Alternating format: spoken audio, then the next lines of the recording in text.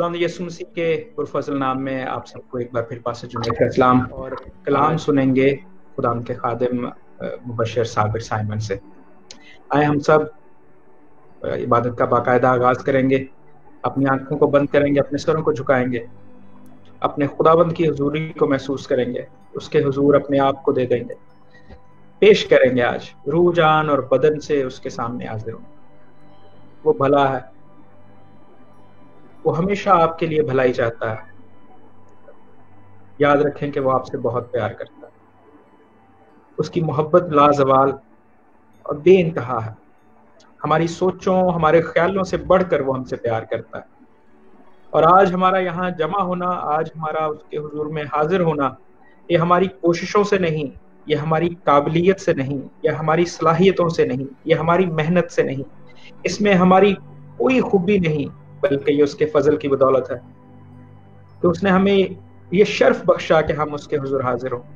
उसने हमें ये शर्फ बख्शा कि हम उसके बेटे यीशु मसीह के वसीला से उसको अब्बा यानी है बाप कहकर पुकारे। मेहरबान आसमानी बाप, हम तेरा शुक्र करते हैं। खुदावंद यीशु मसीह के नाम से हम तेरे हुजूर हाजिर होते हैं। हम तेरी सिताइश करते हैं, हम तेरी प्रस्तश करते हैं, हम तुझे मुबारक कहते हैं, तुझे धन्यवाद कहते हैं। खुदावंद आज इस लाइव इबादत में खुदावंद हम तेरे साथ, तेरे तख्त के सामने तेरे हुजूर में हाजिर होते हैं, अपने दिलों को तेरे हुजूर झुका देते हैं, तेरे पांव तले की चौकी पर से तुझे सजदा ताज़ीमिया पेश करते हैं, तेरी सारी नेमतों को याद करते हैं और हर एक के लिए तेरी शुक्रगुजारी करते हैं।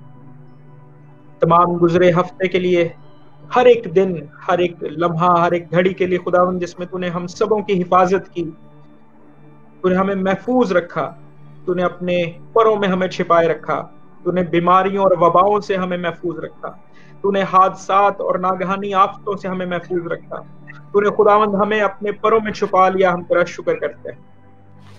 और खुदावंद आज की सारी इबादत में हम सारा जलाल तुझे देते हैं। प्रस्तुश के वसीला से अभी से तुझे जलाल देते हैं। हम तुझे मुबारक कहते हैं। कलाम के वसीला से हम तुझे जलाल देते हैं।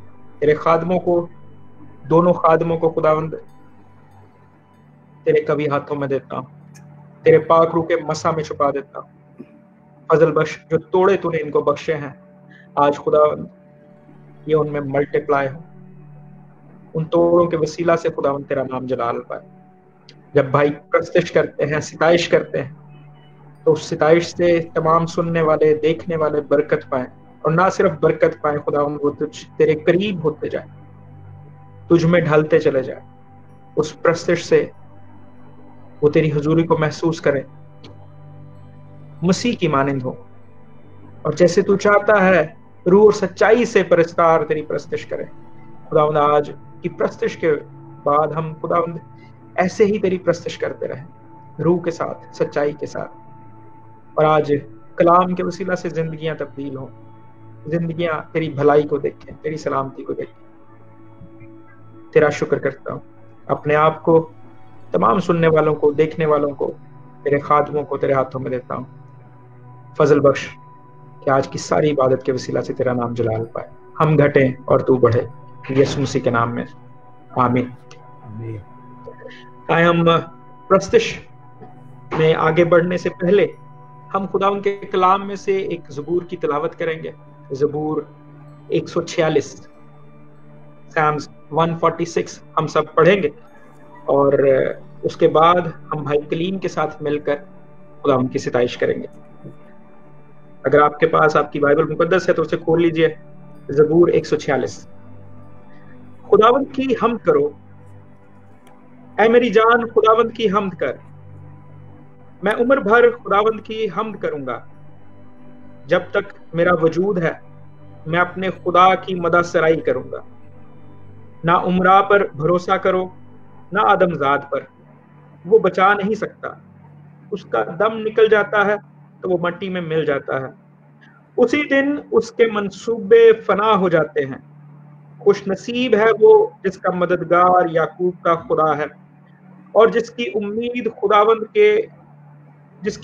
खुदावंद उसके खुदा से है, जिसने आसमान और जमीन और समुंदर को और जो कुछ उनमें है बनाया, जो सच्चाई को हमेशा कायम रखता है, जो मजलूमों का इंसाफ करता है, जो भूखों को खाना देता है। खुदावंद कैदियों को आजाद करता है। खुदावंद अंधों की आंखें खोलता है। खुदावंद झुके हुए को उठा खड़ा करता है। खुदावंद सादिकों से मोहब्बत रखता है। खुदावंद परदेसियों की हिफाजत करता है। वो यतीम और बेवा को संभालता है, लेकिन शरीरों की राह टेढ़ी कर देता है। खुदावंद अबद तक सल्तनत करेगा। ऐसे ऊन तेरा खुदा पुष्ट दर पुष्ट।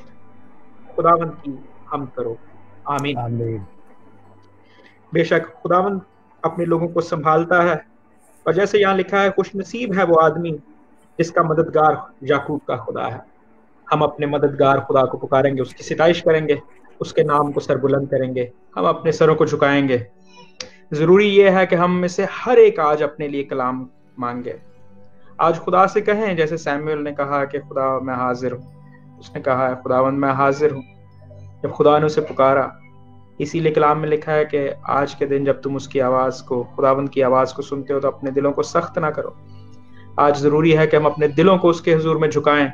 जरूरी है कि हम अपने कानों को खोलें, सुनने वाले कान रखें, कबूल करने वाला दिल रखें, और ना फकत इस कलाम को सुने, बल्कि जब हम इसको सुन लेते हैं, इसे हम दूसरों तक भी पहुंचाएं और इस पर अमल भी करें। आए हम उसके हुजूर अपने आप को पेश करें।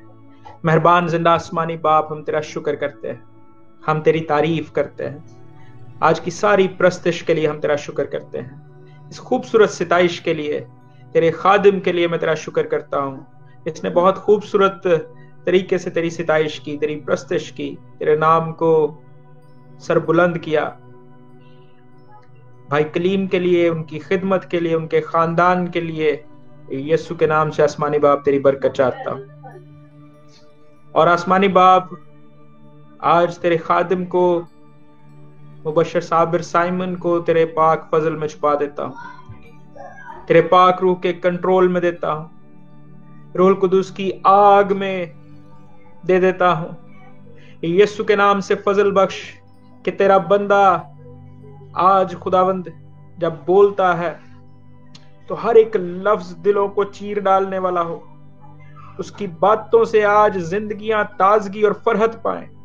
खुदावंद आज हर एक बात जो तेरे बंदा के मुंह से निकलती है वो तेरी मर्जी के मुताबिक हो।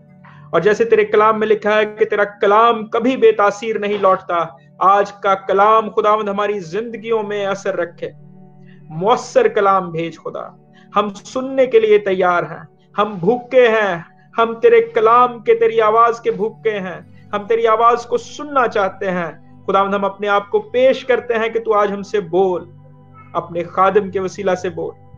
आज के कलाम के वसीला से खुदावंद सारे सुनने वाले लोग बरकत पाएं। आज के कलाम से जिंदगियां फरहत और ताजगी पाएं। आज के कलाम से बंधन टूटें। आज आजादी और रिहाई और बहाली का कलाम हो। आज शिफा और मौजजात का कलाम हो। आज के कलाम से खुदावंद जिंदगियां तब्दील हो, नजात का काम मुकम्मल हो। तेरे बंदा को तेरे हाथों में देता हूं, एक वेसल की तरह इस्तेमाल कर,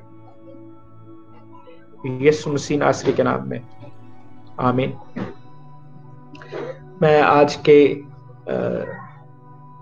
के लिए जो हमारे साथ खुदा के खादिम हैं, मुबशर साबिर साइमन, मुबशर साहब, मैं आपको खुदा उनकी हुजूरी में आज की इबादत में वेलकम करता हूँ, खुश आमदीद कहता हूँ। और आज के इस पूरे सेशन में दोनों खादिमों के लिए खुदा उनकी बरकत चाहता हूँ। खासतौर से आपके साथ हैं हम, ये वक्त आपके लिए है, आपके आने के लिए, अपने वक्त में से टाइम निकालने के लिए आपका शुक्रिया। दुआ गो है कि खुदावंद आपको आज कसरत से इस्तेमाल करे और आपको, आपकी फैमिली को, आपकी मिनिस्ट्री को खुदावंद बरकत दे। हम सब मिलकर खुदावंद के कलाम के लिए जोरदार तालियां बजाएंगे अपनी अपनी जगह पर, और खुदा के खादिम को तालियों के साथ वेलकम करेंगे। पास्टर जुनैद साहब, शुक्रिया आपका, मैं बहुत मशकूर हूँ। एक बार फिर आपने मुझे मौका दिया कि खुदा के कलाम को मैं शेयर कर सकूं, और खुदा के कलाम को सुनने के लिए आप इस वक्त तैयार हैं। तो मैं आज एक ख़ास टॉपिक पे आपसे बात करना चाहता हूं। ये टॉपिक जो हमारे वक्त और हालात और इस जमाना के मुताबिक है और इस जमाने की ज़रूरत है। तो मेरा दिल चाहा मैं इस बात को आप तक शेयर करूं। मेरे साथ आप निकालिएगा दूसरा थिस्सलुनीकियों उसका दूसरा बाब और उसकी पहली 3 आयत हम देखेंगे। यूं लिखा है,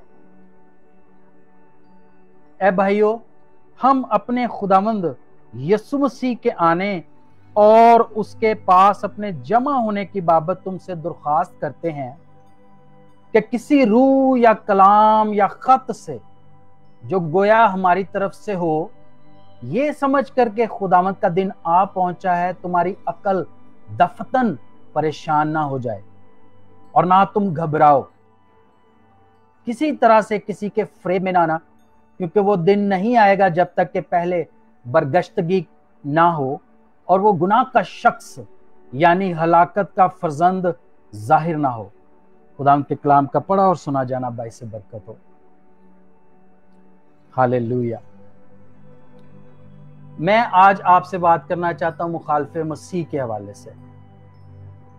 मौजूदा दौर में मुखालफे मसीह की रूह को समझना, उसको पहचानना किस कदर ज्यादा जरूरी है, क्योंकि जैसे ही आप उसको पहचानेंगे, उसको समझेंगे, तो तब आप समझ सकते हैं कि वो काम किस तरह से करती है वो रूह। और आने वाले दौर में मैं ये समझता हूं जैसे जैसे वक्त नजदीक आ रहा है और मसीह यीशु के आने का जो वक्त है वो बिल्कुल आ पहुंचा है, दरवाजे पर है, तो मुखालफे मसीह का ज़ाहिर होना और उसका बड़ी तेजी से काम करना ये तय है।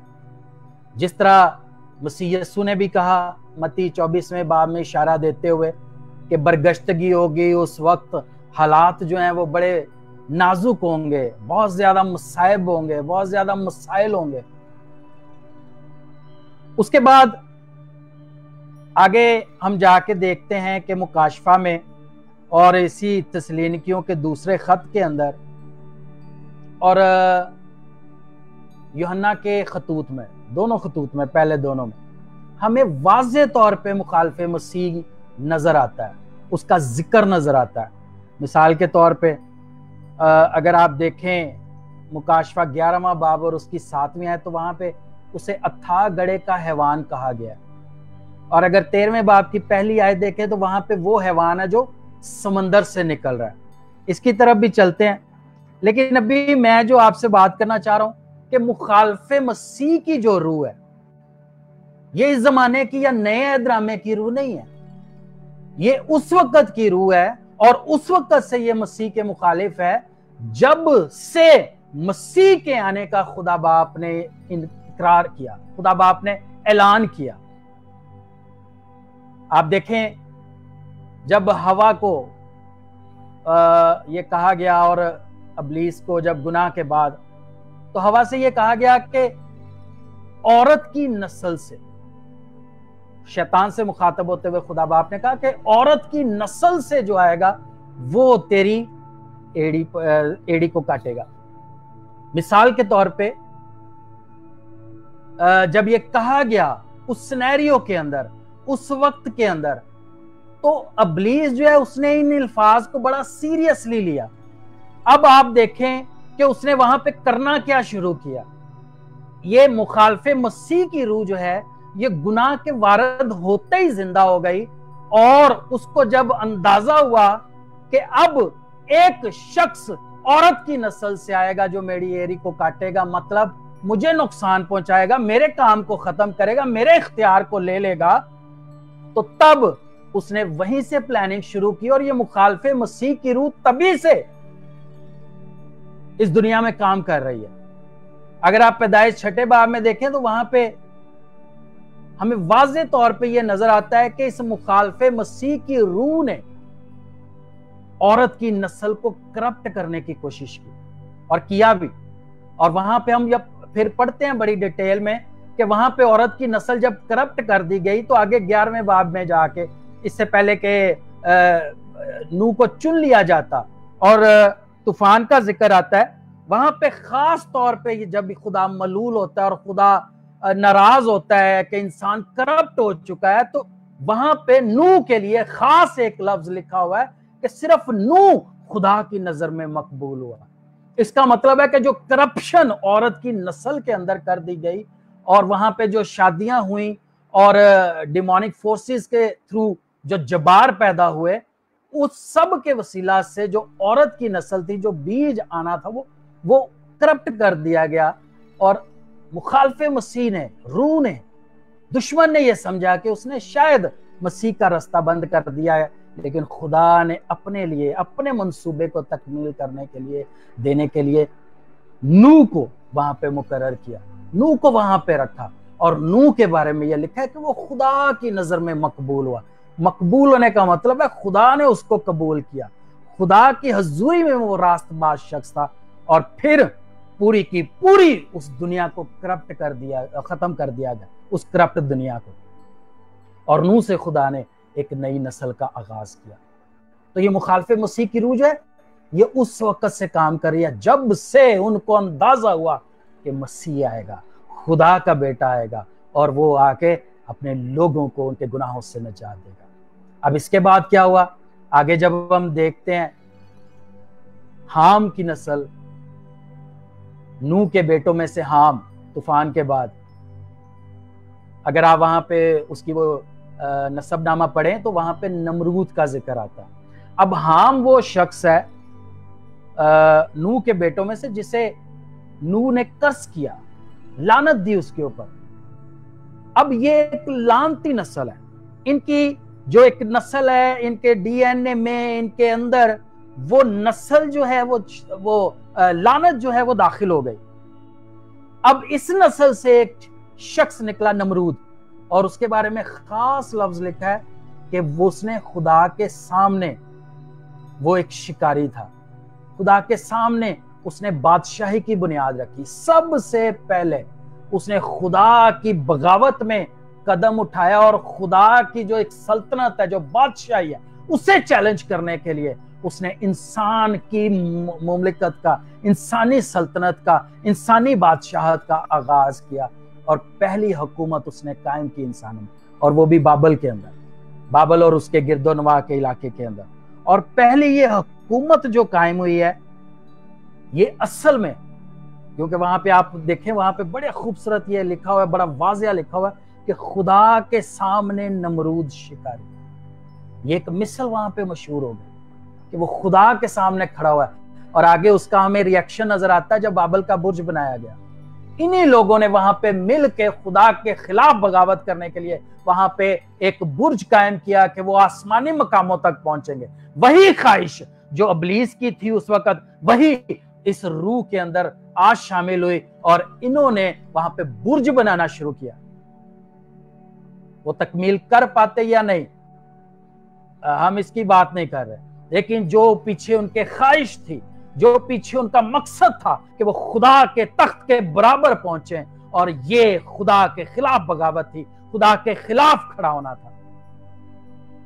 अब इसी चीज को आप ज़हन में रखिएगा। ये जो मैंने आपको दो बातें बताई हैं, पहला, उसने करप्शन करने की कोशिश की ताकि वो जो एक नस्ल है उसको वो किसी तरह से करप्ट करके अपने कंट्रोल में कर ले और मसीह यस्सु का आना मुमकिन ना हो। और उसके बाद उसने क्या किया, एक इंसानी सिस्टम बनाया, जिस सिस्टम के जरिया से उसने खुदा के अहकामात को, खुदा की बातों को, खुदा के डिसिप्लिन को बिल्कुल उल्ट दिया, और उस जरिए से उसने खुदा की बगावत की। अब ये मुखालफे मसीह की रूह है, ये हमेशा से है, ये शुरू से है, ये उस वक्त से है जब से उनको पता चला कि खुदा का बेटा आएगा, औरत की नस्ल से एक शख्स आएगा जो अपने लोगों को निजात देगा।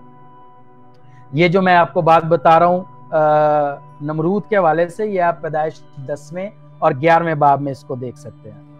अब जैसे जैसे जमाना आगे बढ़ता गया, मुखालफे मसीह की जो रूह है, इसने अपना तरीकाकार भी बढ़ाना शुरू किया।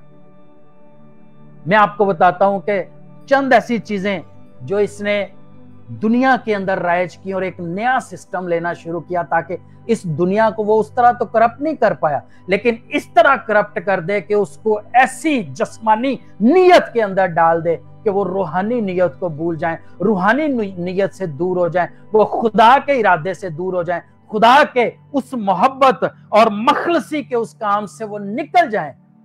इसके लिए उसने क्या किया? उसने सबसे पहले इस दुनिया का इकोनॉमिक सिस्टम हाईजैक किया, इस दुनिया का मौशी सिस्टम हाईजैक किया। अब देखें बनी इसराइल के अंदर खुदा ने वहां पे एक सिस्टम मुतारफ करवाया। शुरू में इब्राहिम ने, याकूब ने शरीयत आने से पहले उन्होंने बड़ी खुश शुक्रगुजारी के साथ, और जब उनके दिल शुक्रगुजारी से भरे हुए थे, खुदा को ऑनर देने के लिए, खुदा को इज्जत देने के लिए उन्होंने खुद ये कहा कि हम खुदा को दयाकी देंगे। अब ये एक फाइनेंशियल सिस्टम जो था जिसको बाद में खुदा बाप ने बनी इसराइल के अंदर मुतारफ करवाया, और वहां पे जब वो उनको ये चीजें मुतारफ करवा रहा है, उनको शरीयत दे रहा है, उनको लॉज दे रहा है और उनको ये चीजें बता रहा है, तो उस सब को अगर फाइनेंशियल सिस्टम को आप स्टडी करें तो उसमें गरीबों का ख्याल रखना सबसे ज्यादा अहम था। और खुदा ने वहां पे उनका एक सिस्टम डिजाइन किया, एक इकोनॉमिक सिस्टम, कि जी आप यहां से दयाकियां देंगे, हदिये देंगे, यहां पे आएंगे, यहां से लावियों के कबीलों को जा रहे हैं, एक जखीरा खाना है, और वहां से वो काहिनों को मिल रहे हैं, और लोग जो हैं उनकी वो अपने ताकिस्तान लगा रहे हैं, अपनी खेतियां लगा रहे हैं। उनसे कहा गया कि जब तुम ताकिस्तान का फल बटोरो और उस फल को जब लेते हो, अंगूर के खोशियां उनको तुम उतारते हो, तो जो जमीन पर गिर जाते हो उसे नहीं उठाना। उसके बाद उनसे कहा गया कि जब तुम फसल काटते हो तो पूरी नहीं काटनी, जो जो कुछ डंठल रह जाए उनको छोड़ देना गरीबों के लिए। और खुदा ने ऐसा एक बेहतरीन सिस्टम रखा और कलाम में ये लिखा कि तुम में कोई गरीब ना रहे। ऐसा जबरदस्त खुदा ने उनका इकोनॉमिक सिस्टम उनको बना के दिया। उनके रुपए पैसे की, उनकी सारी जो फसलें थी, उनके जनास, जो कुछ उनके पास आता, उसकी सर्कुलेशन इतनी जबरदस्त बना दी गई। और जखीरा खाना के अंदर हमेशा इतना कुछ होता था कि वो गरीबों के लिए, लावी के पूरे कबीले के लिए जो 22,000 से भी ज्यादा थे, उनके लिए काफी होता था, और वो दूसरों को भी देते थे। और खुदा ने ये ऐसा एक सिस्टम जबरदस्त किया कि ना तो लावी गरीब रहे और ना ही वहां पे कोई गरीब या कमजोर उनके अंदर नजर आता था। लेकिन दुश्मन ने क्या किया? उसने इकोनॉमिक सिस्टम को हाईजैक किया। आप देखें, अगर तारीख को थोड़ा सा पढ़ें, उसमें से आप देखें अगर मार्क्सिज्म को इंट्रोड्यूस करवाया गया, जिसके अंदर सारी की सारी दौलत जो है वो अमीरों के पास होती है, और उसका एक खास डिस्ट्रीब्यूशन का तरीका है जिसमें अमीर अमीर तर होता जाता है और गरीब गरीब तर होता जाता है। उसके बाद कम्युनिज्म आया। कम्युनिज्म भी एक जो है वो फाइनेंशियल सिस्टम के ऊपर, इकोनॉमिक सिस्टम के ऊपर बनाया गया। अब ये जो एक पूरी, इसको प्लीज इन चीजों को लाइट ना लीजिएगा। अब इसके बाद जो कैशलेस सोसाइटी आ रही है, कैश को खत्म करके इसके बाद RFID का एक निजाम आ रहा है, और इन दिनों में कोरोना में उससे बहुत ज्यादा फायदा उठाने की कोशिश की गई, और इस तरह के बयान आ रहे हैं कि ऐसी वैक्सीनेशंस की जाएं कि वो चिप जो है वो जिस्म के अंदर चली जाए, और उसी से वो जो है वो लोगों को देख सकें, उनको स्कैन कर सकें, उनका पता कर सकें कि वो कहाँ पे है। आज पाकिस्तान में और पूरी दुनिया में मेरा ख्याल है, लेकिन पाकिस्तान के अंदर हम देखते हैं कि आप पासपोर्ट बनवाने जाएं, आप ड्राइविंग लाइसेंस बनवाने जाएं, आप बैंक अकाउंट खुलवाने जाएं, आप कुछ भी करना जाएं, आपके पास एक कंप्यूटराइज्ड शनाख्ती कार्ड होना लाजमी है। अगर वो नहीं है तो फिर आप ये सब नहीं कर सकते। मींस आपको एक खास नंबर दिया गया जिसके जरिए से आपको डिटेक्ट किया जाता है। अगर RFID आती है, आपको चिप लगती है, तो आप स्कैन भी हो सकते हैं, आप कंट्रोल्ड भी हो सकते हैं, और आपको पूरी दुनिया में कहीं पे भी सर्च आउट किया जा सकता है। अब पूरे का पूरा इकोनॉमिक सिस्टम जो है वो हाईजैक हो गया। और आप देखें कि दुनिया के अंदर किस तरह की तफरीक है कि दुनिया में अमीर मुल्क अमीर तर होते जा रहे हैं, गरीब मुल्क गरीब तर होते जा रहे हैं। तो ऐसा खुदा का निजाम नहीं था, खुदा की ये मर्जी नहीं थी। आप एक और चीज देखें कि पूरी दुनिया के अंदर एवेंजलिज्म के लिए, बशारत के लिए, मसीह यसू की मनादी के लिए जो रुपए पैसा दिया जाता था, जो ऑफरिंग्स दी जाती थी, वो बहुत ज्यादा कम हो गई हैं। पूरी दुनिया के अंदर बशारत का काम रुक गया, खास तौर पे थर्ड वर्ल्ड और इस तरह के मुल्कों के अंदर। यहाँ पे अब जो है मिशनरीज बहुत कम आ रहे हैं। यहाँ पे अब जो है रुपए पैसे की जो ऑफरिंग है कि उसके वसीला से बशारत का काम हो, ये बहुत ज्यादा कम हो गया है। कभी एक वक्त था कि अमेरिका के सिर्फ 6% लोग दुनिया के 95% एवेंजलिज्म को सपोर्ट कर रहे थे।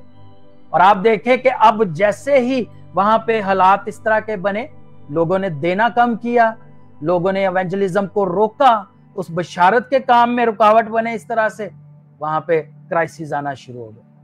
और पूरे का पूरा एक आज आप देखें कि इकोनॉमिक सिस्टम क्या है कि लोग तजारत करने के लिए मुल्क दूसरे मुल्कों तक जंगे करवा देते हैं, दूसरे मुल्कों के लिए हालात बिगाड़ देते हैं, और अपनी एक ऐसा इकोनॉमिक सिस्टम बन गया जिसके अंदर मोहब्बत खत्म हो गई है, जिसके अंदर एहसास खत्म हो गया, जिसके अंदर सिर्फ और सिर्फ पैसा रह गया।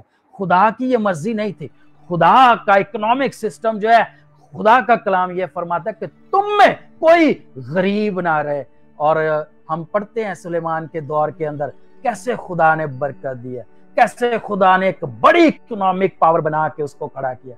अगर आप अमेरिका की हिस्ट्री को पढ़े, अमेरिका किस तरह से वजूद में है, और उसको थोड़ा सा आप स्पिरिचुअली स्टडी करें, तो आप देखेंगे कि खुदा बाप ने खास तौर पे अमेरिका को रेज किया और उसे सुपर पावर तक बनाया और उसका इकोनॉमिक सिस्टम स्ट्रॉन्ग किया, और वो दुनिया को पूरे तौर पर कंट्रोल कर रहा है। लेकिन इसको हाईजैक कर लिया गया। हम इस पर काबू कैसे पा सकते हैं? हम कैसे इसको रिवर्स करके मसीह के इकोनॉमिक सिस्टम में ला सकते हैं? कैसे मुखालफे मसीह से इसको छुड़ा सकते हैं? इसको आगे चल के देखते हैं। अब आगे एक और चीज मैं आपसे डिस्कस करना चाहता हूं कि मीडिया और टेक्नोलॉजी को बहुत ज्यादा कंट्रोल किया।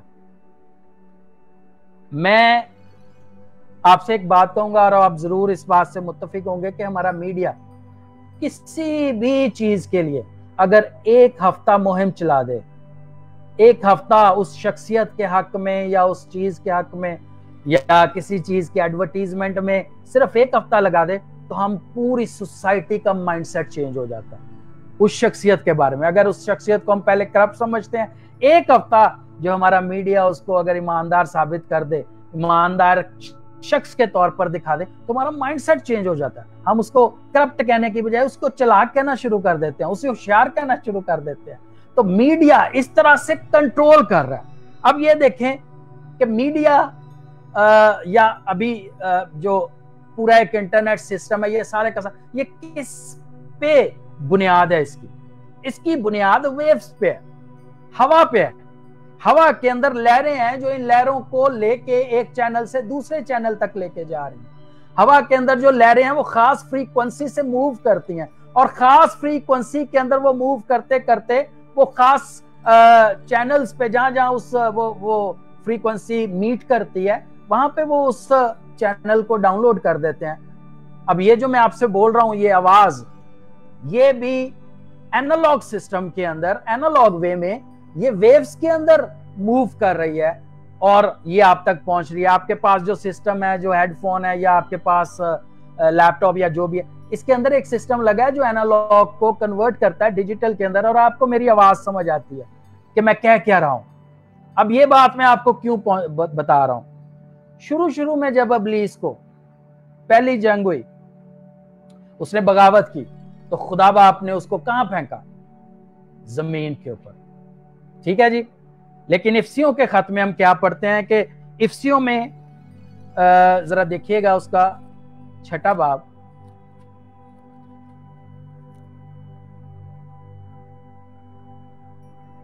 और उसकी 12वीं आयत का आखिरी हिस्सा मैं आपके सामने पढ़ूंगा। लिखा है, बल्कि शुरू से पढ़ता हूं, क्योंकि मैं खून और गोश्त से कुश्ती नहीं करना है, बल्कि हुकूमत वालों, इख्तियार वालों और इस दुनिया की तारीकी के हाकिमों और शरारत की उन रूहानी फौजों से जो आसमानी मकामों में है। उसको तो जमीन पर फेंका गया, लेकिन ये शरारत की फौजें जो हैं ये रूहानी मकामों पर बैठी हुई हैं। अब रूहानी मकामों से मुराद ये नहीं है कि ये उस आसमान पे बैठी हुई हैं जहां पे खुदा बाप है।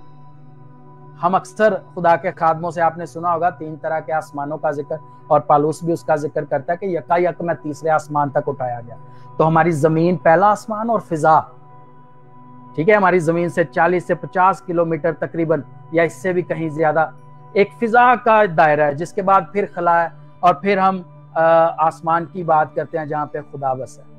तो उसने हवा की अमलदारी का हाकिम उसे कहा गया इब्लीस को, उसने हवा में रहना पसंद किया, उसने वेव्स को कंट्रोल करने के लिए उसने वहां पे रहना पसंद किया, और वहां पे रहते हुए वो अब इस कदर ज्यादा वेव्स को कंट्रोल कर रहा है कि हमारे पास ऐसा ऐसा मवाद पहुंच जाता है कि जो हमारे पास नहीं आना चाहिए, जो हमारी जरूरत नहीं है, जो हमारी मर्जी नहीं है, वो ऐसा ऐसा मवाद वो कंट्रोल कर रहा है। वो मीडिया को, टेक्नोलॉजी को, सब कुछ को कंट्रोल कर रहा है। आज पोर्नोग्राफी आपके पास अवेलेबल है इजीली, हर जगह पे पॉपअप्स आ जाते हैं, बहुत सारी चीजें आ जाती हैं। तो ये सारी चीजें ऑटोमेटिक नहीं है। There is nothing that happens by chance in the presence of God. Everything is properly planned. पूरी तौर पे जैसे खुदा बाप ने सब कुछ प्लान किया और वो एक मनसूबाबंदी से चल रहा है, इसी तरह मुखालफे मसीह की रूह जो है वो एक पूरी मनसूबाबंदी के साथ चल रही है। उसने इकोनॉमिक सिस्टम हाईजैक किया, हमें गरीबों के बारे में सोचने या खुदा के कलाम की बिशारत के बारे में सोचने या एवेंजलिज्म के बारे में सोचने या इस तरह से हदिये और दैयकियों के बारे से हटा के उसने हमारी सोचें बदल दी। हमें ऐसी जरूरतों में और ऐसी अफरा तफरी में डाल दिया कि हम मसीह के काम को भूल गए। सारे लोग, हर शख्स, मसीह यीशु ने खुदा के कलाम में यह लिखा है कि सब अपनी अपनी बातों की फिक्र में, ना कि मसीह यीशु की। और ये उसका पर्पस था जो उसने किया। अब मीडिया को उसने इस तरह से कंट्रोल किया, मीडिया के टेक्नोलॉजी, पोर्नोग्राफी और ये सारी चीजें। मेरे बड़ी होलनाक बात है, मैंने कुछ थ्योरीज पढ़ी कि खुदा के लोग, खुदा के खादम बहुत सारे वो इसमें इन्वॉल्व है। इस तरह से वो करप्ट कर देता है हमारे ज़हनों को, और इस तरह से मीडिया छाया हुआ है हमारे ज़हनों के अंदर। स्मार्टफोन्स आ गए हैं, स्मार्टफोन हमारी जरूरत बन चुके हैं, हर जगह पे हर वक्त हमारे सामने। And this technology is controlling us actually. अब यही उसका मकसद है कि हम इस टेक्नोलॉजी में फंस जाएं और इस टेक्नोलॉजी के अंदर आ जाएं। इससे छुटकारा कैसे पा सकते हैं, देखते हैं आगे चल के। रिलीजन, खुदा बाप की कभी यह मर्जी नहीं थी कि वो कोई मजहब बनाए।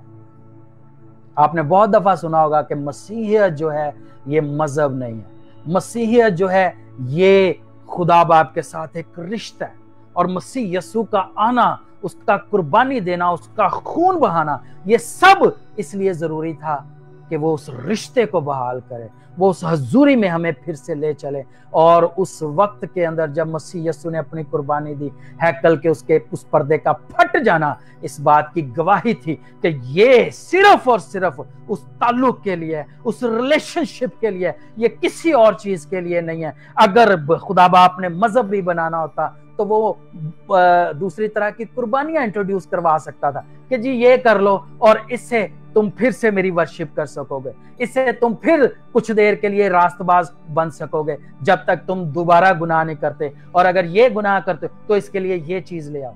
खुदा बाप का सिस्टम जो उसने ज्यूश को भी इंट्रोड्यूस करवाया, वहां पे उसका भी यही मकसद था कि उस सिस्टम के जरिया से, उन कुर्बानियों के जरिया से वो खुदा बाप की उस मोहब्बत को समझ सकें और उस रफाकत और उस ताल्लुक में आ सकें जिसे मसीह यीशु ने आके बहाल किया। लेकिन आप देखें कि हमारे एटीट्यूड के अंदर रिलीजन इस हद तक बस चुका है। पालूस ने क्रंथियों के खतूत के अंदर खास तौर पे बहुत ज्यादा इस पे बात की है, और जब वो खतने की बात करता है तो वहां पे भी वो मजहबियत जो है वो लोगों के अंदर से निकालना चाह रहा है, और कहता है दिल का खतना ज्यादा जरूरी है। आज के दौर के अंदर भी मजहबियत हमारे अंदर इस कदर बस चुकी हुई है कि हम बाज़ औक़ात शो ऑफ करने के लिए बहुत सारी चीजें करते हैं, अपने आप को रास्तबाज दिखाने के लिए बाज़ औक़ात बहुत सारी चीजें करते हैं। बहुत सारी चीजें इसलिए करते हैं कि लोग हमें अच्छा जाने, लोग समझें कि हाँ ये खुदा के लोग हैं, लेकिन इनसाइड जो है वो रिलेशनशिप, वो ताल्लुक जो मसीह यीशु चाहता है उससे हम नाबल्द होते हैं, उससे हम वाकिफ नहीं होते, उसके साथ शायद हमारा कभी ताल्लुक भी नहीं रहता और कभी एक्सपीरियंस भी नहीं किया होता।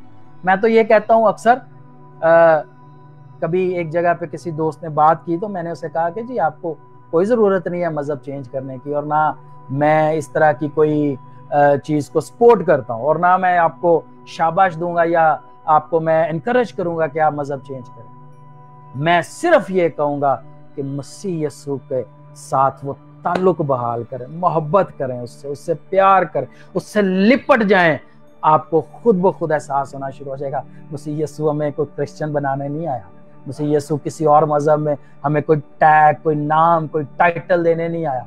वो सिर्फ इसलिए आया कि हम जो हमद के लिए क्रिएट किए गए, हम जो अपना म्यार भूल गए, हम वापस उस स्टेट में आए और खुदा बाप के साथ हम फिर से ताल्लुक को जोड़े। लेकिन इब्लीस ने इस तरह से उसको मैनिपुलेट किया, इस मुखालिफ मसीह की रूह ने इस तरह से उस चीज को मैनिपुलेट कर दिया कि हम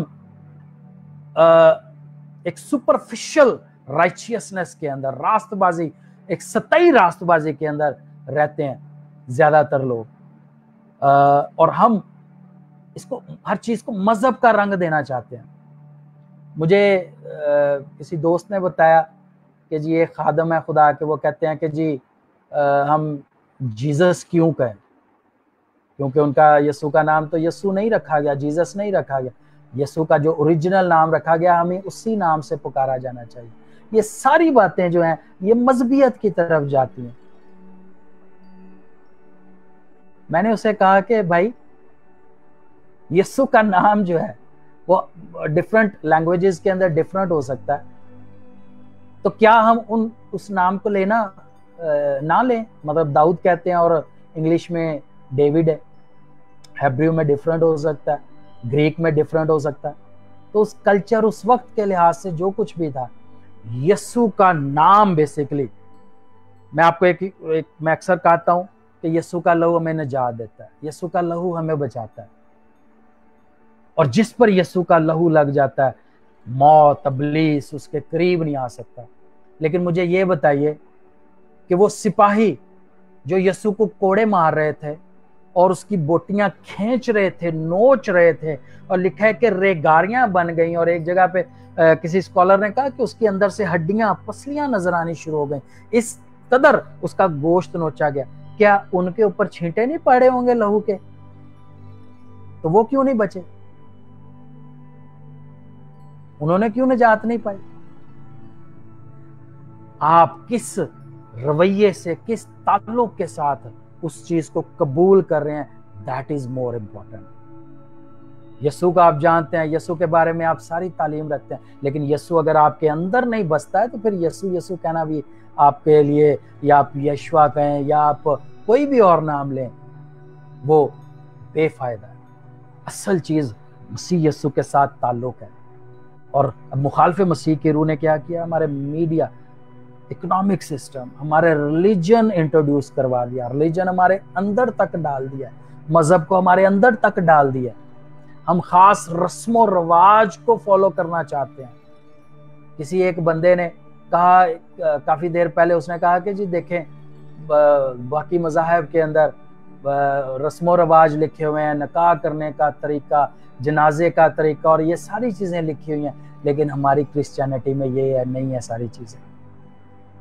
मैंने उसे कहा भाई ये मजहब की बात है, हमारा ताल्लुक मजहब से नहीं है, और ना ही क्रिश्चियनिटी एक मजहब है। क्रिश्चियनिटी एक ताल्लुक है खुदा बाप से, एक रफाकत है। उस रफाकत का नाम मसीहियत रखा गया क्योंकि इसका ताल्लुक मसीह से है। ये मसीह में से होके होती है, और मसीह में से होके हमारे साथ उसका बाप का रिश्ता बनता है, बाप का ताल्लुक बनता है। बाप हम उसको इसलिए नहीं कहते कि वो बुजुर्ग है, बाप हम उसको इसलिए नहीं कहते कि जी हमें कहना चाहिए, नो, बाप हम इसलिए कहते हैं क्योंकि मसीह यीशु के खून से हमारा उसके साथ खून का रिश्ता बना है, और हम उसको इसलिए बाप कहते हैं। इसलिए प्लीज देखिए, अपनी लाइफ के अंदर देखिए, रिलीजन जहां जहां पे आप देखते हैं कि ऐसे डिसिप्लिन्स हैं जो आपको किसी तरह की कैद के अंदर ले आते हैं। मिसाल के तौर पे खुदा के कलाम में ये लिखा है कि आखिरी दिनों के अंदर लोग क्या होगा, शादियों करने से मना करेंगे, गोश्त खाने से मना करेंगे। क्या ये हो नहीं रहा? मैं ज्यादा डिटेल में नहीं जाना चाहता। अब ये रिलीजन इंट्रोड्यूस कैसे हुआ, कब हुआ? आप डार्क एजेस के बारे में अगर जानते हैं तो दैट्स गुड, आप फिर मेरी बात को समझ सकते हैं कि डार्क एजेस जो तकरीबन 300वीं ईस्वी से शुरू होके 16वीं ईस्वी तक रही, 1600 तक, 300 से लेके 1600 तक। इसके दरमियानी अरसे को बाज 1500 कहते हैं, इसके दरमियानी अरसे को डार्क एजेस कहते हैं। ये वो एरिया है जिस एरिया में मुखालफे मसीह की रूह बहुत ज्यादा पनपी, बहुत ज्यादा स्ट्रॉन्ग हुई, और वहां पे जो है मजहब इंट्रोड्यूस हुए। उस वक्त के अंदर मजहब इंट्रोड्यूस हुए, और कॉन्स्टेंटाइन जो रूमी हाकिम था, उसने तकरीबन 311 या 313 के अंदर मसीहियत को जब उसने सरकारी दर्जा दिया, तो उसका एक खास जहन था कि वो इसके अंदर मैनिपुलेशंस करे। मैं नाम नहीं लेना चाहता, लेकिन वो उसकी ऐसी खास मैनिपुलेशंस की, और वो चीजें डार्क एजेस के अंदर इंट्रोड्यूस कर दी गई, और वो मुखालफे मसीह की रूह थी जिसने मसीहियत के मुकाबले पे मजहब खड़े किए। दो ऐसे मजहब, ऐसे कल्ट खड़े कर दिए गए जो आज मसीहियत के खिलाफ हैं। और एक और बात, हमारा एजुकेशन सिस्टम, इसको मुखालफे मसीह ने किस तरह से कंट्रोल किया। अमेरिका के अंदर स्कूलों में दुआए रब्बानी पढ़ना, वहाँ पे स्कूलों में गीत गाए जाना, खुदा का नाम लेना, इट वाज नॉर्मल, वहाँ पे ये आम बात थी। लेकिन फिर ऐसा वहाँ पे अंधेर नगरी छाई, ऐसे एक राजा आ गए वहाँ पे, अंधों के अंदर काने राजा, कि वहाँ पे सारे का सारा सिस्टम जो है वो कोलैप्स कर गया, और खुदा का नाम लेना तक स्कूलों के अंदर बैन कर दिया गया। अब हमारे पाकिस्तान के अंदर एक सिस्टम मुतारफ करवाया गया, मार नहीं प्यार। बात लफ्जों की नहीं है, बात इसके पीछे स्पिरिट की है। मैं या आप, मेरी उम्र के लोग जो हैं, हम जिन उस्तादों से पढ़े हैं, उस वक्त में क्या होता था, माँ बाप लेके जाते, कहते थे जी हड्डियां सानू दे देना, चमड़ी ताड़ी। और वहां पे इतनी एक रिस्पेक्ट का एक आंसर होता था, एक रिलेशनशिप का आंसर होता था, और टीचर जो है वो खुद एक ऐसे ताल्लुक के साथ उसको बढ़ाता था, पेन लेके। लेकिन आज टीचर एक बिल्कुल फैसिलिटेटर बन गया, उसका काम है कि खास चीज को वो पढ़ाए, उसके लिए वो फीस ले, बच्चे को इतना पैम्पर करे कि उसके माँ बाप भी नाराज ना हो, बच्चा भी नाराज ना हो, और उसकी ट्यूशन चलती रही या स्कूल के अंदर वो सिस्टम चलता रहे। मार नहीं प्यार जो है, इसको बगैर स्टडी किए यहाँ पे नाफज कर दिया गया। और हमारे यहाँ जो लोग हैं, ये स्कॉलर्स भी कहते हैं कि हम सिर्फ तालीम दे रहे हैं, तरबियत बिल्कुल नहीं कर रहे। हालांकि तरबियत जो है ये खुदा के कलाम का हिस्सा है, और लिखा है कि तू अपने बेटे को छड़ी से मार, छड़ी इस्तेमाल कर, तेरी छड़ी मारने से वो मर नहीं जाएगा, बल्कि तू उसकी तरबियत इस तरह से कर, जहां जरूरी है वहां सख्ती से, फर्म होके, स्टर्नली बच्चे की तरबियत की जाए। जहां जरूरी है वहां पे अगर मारने की जरूरत है तो वहां पे उसको मारा भी जाए, लेकिन विजडम के साथ, अक्लमंदी के साथ। लेकिन यहाँ पे देखें, बिल्कुल उसकी मुखालफत के अंदर इस चीज को इंट्रोड्यूस कर दिया गया, मार नहीं प्यार। और आज पाकिस्तान के बड़े बड़े स्कूल्स जो हैं वो इस चीज को फॉलो करें, हुकूमत खुद उसको बैक कर रही है, और ये पूरी दुनिया में है ये इस तरह का सिस्टम। पूरा एजुकेशन सिस्टम डिस्टर्ब कर दिया गया, वो एक रूहानी बाप होने का दर्जा वापस ले लिया गया, अब सिर्फ एक फैसिलिटेटर बना दिया गया इन दोनों ऑब्जेक्ट्स के अंदर। और अब वो एक क्लाइंट के तौर पे टीचर डील करता है एक बच्चे को। तो इस तरह से हमारे सारा ही सिस्टम जो एक अच्छे माशरे की बुनियाद बनता है, जो एक अच्छे माशरे को डेवलप करता है, उसको बड़ी मनसूबाबंदी के साथ इस मुखालफे मसीह की रूह ने ख़त्म किया। इस मुखालफे मसीह की रूह ने उस सिस्टम को बिल्कुल ख़त्म करके, डिसिप्लिन को ख़त्म करके, जो खुदा की तरतीब और तरबियत का एक ख़ास अंसर है, उसको बिल्कुल ख़त्म कर दिया गया। अब ये मुखालफे मसीह की रूह जो है, मैंने आपको कोशिश की है थोड़ा डिटेल में बता सकूं कि किस तरह से हमारी पूरी एक सोसाइटी को, वर्ल्ड सोसाइटी को इसने हाईजैक किया, कंट्रोल किया, और किस तरह से ये काम कर रही है। अब आप इसको पहचान कैसे सकते हैं, कैसे आप जान सकते हैं कि कौन सी रूह जो है वो मुखालफे मसीह की रूह है। काफ़ी अरसा पहले मैं किसी चर्च में मैंने कलाम सुनाया, और वहाँ पे एक बंदा जो था वो मेरे पास आया, काफ़ी रिनाउंड बंदा था उस इलाके का, और वो कुछ परेशान था। वो कहता सर मैंने आपसे बात करनी। मैंने कहा जी फरमाएं। कहता जी आप ना किसी दिन मैसेज दें कि यीशु खुदा का बेटा है, और इस पे बड़े जोर शोर से आप मैसेज दें। मैंने कहा जी मैं ज़रूर मैसेज देता हूँ, लेकिन आप मुझे बताएं आप क्यों चाहते हैं इस तरह। उन्होंने कहा जी यहाँ पे मोहल्ले में यहोवा विटनेस के लोग फिर रहे हैं, और वो लोगों के घरों तक पहुँच रहे हैं, और वो लोगों को जो है वो पम्फलेट्स दे रहे हैं, और लोग जो है उनको अपने घरों में उतार रहे हैं। और वो घबरा रहा था, वो परेशान हो रहा था। मैंने उसे कहा भाई मैं ज़रूर इस बात पे कलाम सुनाऊंगा, और मैं ज़रूर लोगों को खुदा के कलाम की ये सच्चाई बताऊंगा कि यीशु खुदा का बेटा है। लेकिन मेरी बात सुनिए, आप क्या कर रहे हैं? आप इस बात से घबरा गए हैं, आप इस बात से परेशान हो गए हैं। जो पौधा खुदा बाप ने लगाया है, मसीह यीशु ने उस वक्त जब वो जमीन पे था, उसने उनके लिए दुआ की कि वो कभी उखाड़ा नहीं जाएगा। ठीक है, तो आपको खुदा के कलाम को समझने की जरूरत है। ये जो घबराहट है, ये परेशानी, ये बता रही है कि जी आपको पता तो है कि वो खुदा का बेटा, लेकिन आपको ये नहीं पता कि कैसे। तो फिर वहां पे मैंने इस बात पे मनादी भी की। तो ये चीज मैं आपके सामने रखना चाहता हूँ कि आपको खुदा के कलाम का इल्म होना चाहिए, खुदा के कलाम की समझ होनी चाहिए। अगर आप इस मुखालफे मसीह की जो रूह है इसका मुकाबला करना चाहते हैं, आप बिल्कुल मुकाबला नहीं कर सकेंगे अगर खुदा का कलाम आपके अंदर कसरत से बसा हुआ नहीं है। और खुदा का कलाम आपको तकवीयत नहीं देता, क्योंकि ये जो मुखालफे मसीह की रूह है, इसके बारे में ये भी लिखा है कि वो नूरानी फरिश्ते के रूप में आ सकता है। ठीक है, तो मैं इसके बारे में आपको दो चीजें बताता हूं कि मुखालफे मसीह की रूह जो खुदा का कलाम हमें बताता है कि ये दो चीजें। पहली बात, ये मसीह के मुजस्सम होने का इनकार करते हैं। और बहुत सारी चीजें हैं, लोग भी हैं, मज़ाहिब भी हैं जो इस बात का इनकार करते हैं कि यीशु मुजस्सम नहीं हुआ। हमारे यूथ में काफी साल पहले एक भाई था, उसको पता नहीं क्या हुआ, अचानक से उसने ये कहना शुरू कर दिया कि नहीं नहीं यार, ये तो मिथोलॉजी है, ये तो सारी मादी बातें हैं, ये कहानियां, ऐसा कुछ नहीं हुआ। और ये हमें पालूस के दौर में भी नजर आता है, उससे पहले भी नजर आता है। ये सारी चीजें शुरू से, और ये उसका एक तरीकाकार है।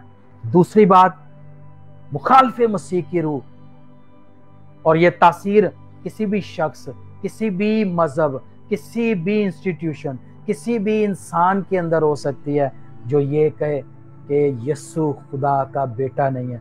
इसके लिए आप हवाले देख सकते हैं। पहला यूहन्ना उसका 4 बाब उसकी 2 और 3 आयत, दूसरा यूहन्ना उसका 1 बाब 7वीं आयत, और पहला यूहन्ना उसका 2 बाब उसकी 18वीं से 22वीं आयत। ये 3 हवाले हैं जिसके अंदर बड़ी डिटेल में ये लिखा हुआ है कि ये उसकी पहचान है। अब इसका मुकाबला कैसे कर सकते हैं? मुकाबला करने के लिए आपको खुदा की हजूरी में रहना जरूरी है। सिर्फ खुदा का रूह है जो आपको इसके मुकाबले के लिए खड़ा कर सकता है और आपकी मदद कर सकता है कि आप इस पे ओवरकम करें। आप अपने इल्म से, अपनी काबिलियत से, अपनी रियाजतों से कभी भी इस रूह का मुकाबला नहीं कर सकते, क्योंकि जब मुखालफे मसीह ने जाहिर होना है तो कलाम में लिखा है, जो अभी हमने थिस्सलुनीकियों का हवाला भी पढ़ा, 2 थिस्सलुनीकियों, कि जब तक बरगश्तगी बढ़ ना जाए, जब तक जो है जो अपोस्टेसी है वो बढ़ नहीं जाती, जब तक के ऐसी अफरा तफरी बढ़ नहीं जाती, तब तक मुखालफे मसीह जाहिर नहीं होगा। अब इसका एरिया जो है, आगे 42 महीनों का जिक्र है, मैं ज्यादा डिटेल में नहीं जाऊंगा।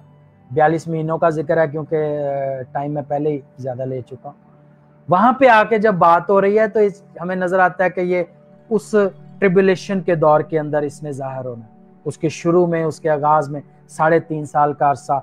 और आप इन हवालों को अगर गौर से पढ़ें तो वहां पे मुकाशफा के अंदर जो हवाले हैं वहां पे आप देख सकते हैं 13वें बाब में बड़ी डिटेल है कि इसको इख्तियार दे दिया जाएगा और ये गालिब आएगा और ये मारेगा और ये तबाह करेगा और ये पूरे के पूरे एक सिस्टम को जो है वो कंट्रोल करेगा और एक बड़ी सुपर पावर के तौर पर, एक बड़े ही कैरिस्मेटिक शख्स के तौर पर एक बहुत बड़ी ताकत के तौर पर ये जाहिर होगा, ये सामने आएगा और ये कंट्रोल करेगा।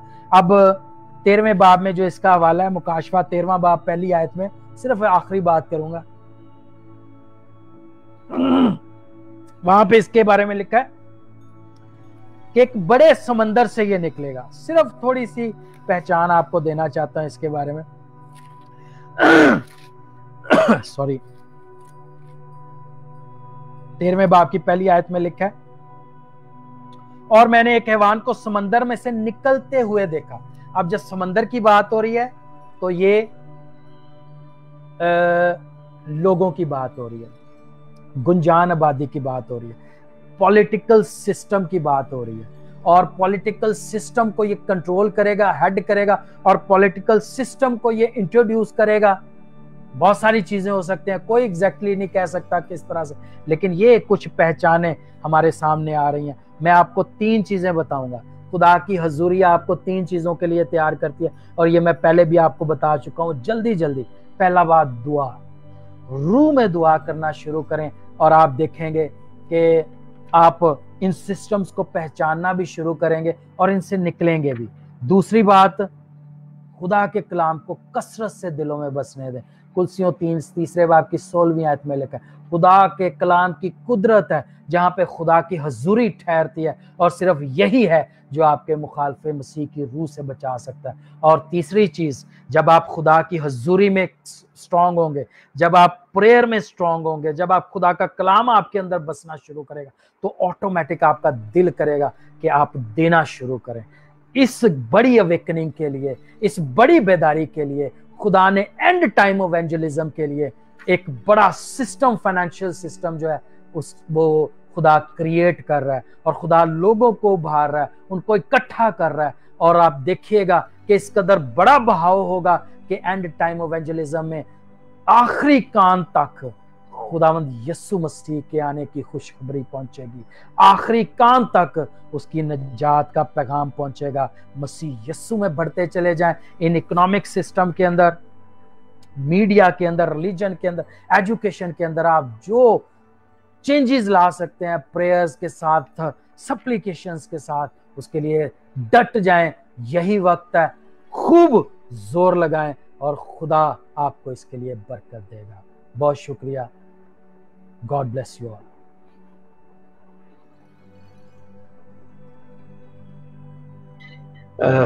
Praise the Lord, praise the Lord. बेहद बाबरकत, इंफॉर्मेटिव, इल्मी कलाम हम सब ने सुना, और आखिरी बातें बहुत ज़रूरी हैं कि हमें रूह में दुआ करने की ज़रूरत है, और हमें खुदा के कलाम को नोश करने की ज़रूरत है कि हम खुदा के कलाम को ज़्यादा से ज़्यादा पढ़ें और सीखें, और इतना कलाम आपके अंदर हो कि जब मुखालिफ मसीह आपके पास आता है तो आप पहचान सकें उसको। आमीन। मैं खुदा के खादिम के लिए, मुबशर साबिर साइमन के लिए खुदा की शुक्रगुजारी करता हूँ, और उम्मीद करता हूँ कि जितने भाइयों ने, जितनी बहनों ने आज कलाम सुना है, उन्होंने ज़रूर इस कलाम से बरकत पाई है। आप सब के लिए, सुनने वालों के लिए, देखने वालों के लिए, ख़ास तौर से मिसाया गॉस्पेल मिनिस्ट्रीज़ के लिए, जितने हमारे भाई और बहनें हैं, आप सब जो सुन रहे हैं, जो इस वक्त दुख में हैं, तकलीफ में हैं, मुसीबत में हैं, उन सब के लिए मैं दरख्वास्त करूंगा खुदा के खादिम से कि वो आखिरी दुआ में हमारी रहनुमाई करें, और उसके बाद हम कलमात बरकत के साथ आज की इबादत का इख्तिताम करेंगे। Hallelujah, hallelujah, hallelujah. तेरा शुक्र, तू हमारी मजबूत चट्टान है, तू हमारा ऊंचा बुर्ज है, तू सादिक है, तू हमारा बचाने वाला है, हमें छुड़ाने वाला है, हमारा हरावल और चंडावल है, हमारा बाप है। तेरा शुक्र हो, कैसा खूबसूरत रिश्ता तूने कायम कर दिया मसीह यीशु की उस खूबसूरत कुर्बानी के बायस, उस खून के बायस जो सलीब पर बहाया गया। आज वो रिश्ता इस कदर मजबूत है कि कोई चीज, काल, वबा, मरी, मुखालफे मसीह की रूह उस रिश्ते को खत्म नहीं कर सकती। और तेरा शुक्र हो प्यारे पिता, हमारी मोहब्बतें तो ठंडी पड़ सकती हैं, लेकिन तेरी मोहब्बत जो सदा सरसब्ज और ताजा है और हमें संभालती है, तूने उसी मोहब्बत में हमें खींचा और हमें संभाल लिया है। इसलिए मैं तेरा शुक्रगुजार हूं कि जो पौधा तूने लगाया है वो कभी उखड़ नहीं सकता, मुखालफे मसीह की रूह से उखाड़ नहीं सकती। हमारे सामने कैसे ही हालात क्यों ना आ जाएं, तेरी मोहब्बत हमें कायम रखेगी कि हम जान देने तक भी वफादार रहें। हालेलुया, तेरा शुक्र। मैं सुनने वालों पर तेरे फजल को मांगता हूं यीशु के कादर नाम में। अपने कलाम को नाजिल फरमा और शिफा बख्श। इस कलाम के बायस जितने जहां कहीं बीमार हैं, किसी कमी का शिकार हैं, किसी मुसीबत में हैं, किसी मुश्किल में हैं, यीशु के नाम से मैं डांट देता हूं मुखालफे मसीह की रूह को कि इनको छोड़े और मसीह यीशु की रूह इनके अंदर सरायत करे, जिंदगी इनके अंदर सरायत करे और यीशु के नाम से हमेशा की जिंदगी की नदियां इनके अंदर से जारी हो जाए।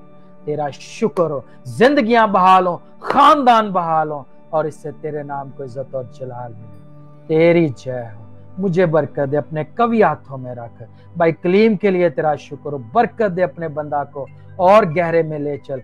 यीशु के नाम से मैं तेरी हजूरी में पास्टर जुनेद को फैमिली समेत लेके आता हूँ। इस खूबसूरत रिसोर्स को तेरे सामने लाता हूँ, इनके साथ टीम को तेरे सामने लाता हूँ। भाई आमिर को और बाकी लोगों को यीशु के नाम से बरकत दे, अपनी विजडम में बड़ा खुदा, और ये चैनल दिन ब दिन तरक्की करता चला जाए और बहुतों की नजात और शिफा का बायस बने।